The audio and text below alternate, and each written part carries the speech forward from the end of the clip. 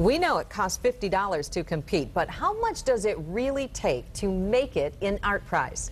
Last year's top 10 contender who made this piece, Vision, says too much. That's why he's not coming back. So 24-hour News 8's Crystal Hilliard got the raw numbers of how much the competition really cost the top 10 artists last year, and she joins us live from an ArtPrize piece in the making tonight. Crystal?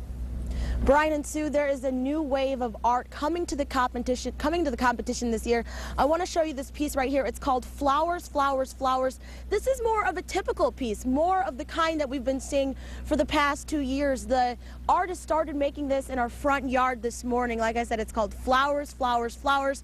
I'm excited to see how it looks when it's all done. But regardless, typically with physical pieces like this, if an artist is going to make it into the top 10, it takes tons of time and a lot of money. But with this new kind of art we're about to show you, what if those artists that don't really spend much money can make it into the top 10 too?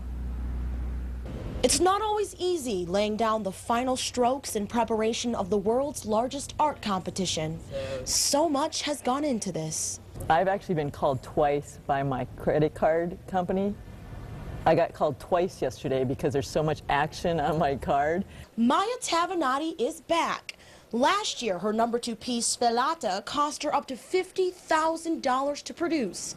This year, she's already spent about $30,000. This is Crucifixion. There's over 2,000 hours in this piece, and materials alone.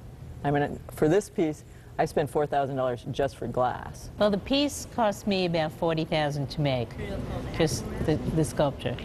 And I stopped counting after that. Yeah, but definitely well over 10,000, maybe 20,000. I mean, it's been a massive investment of time and money. Is that in addition to her $40,000? Oh yeah, yeah. It was much more of a time commitment. It's not always about money. It's the time some of these artists put in that's remarkable. Remember last year's first place winner, Cavalry? Chris Laporte tells us he spent about 800 hours over the course of 9 months on this one. It's more of an investment. I mean, if you love something, you know, in a lot of ways it's an opportunity. Easy how you can get yourself in a mess sometimes. But this year things could be a little different and a little cheaper. Music acts like Easttown Jay are going after the top prize as well.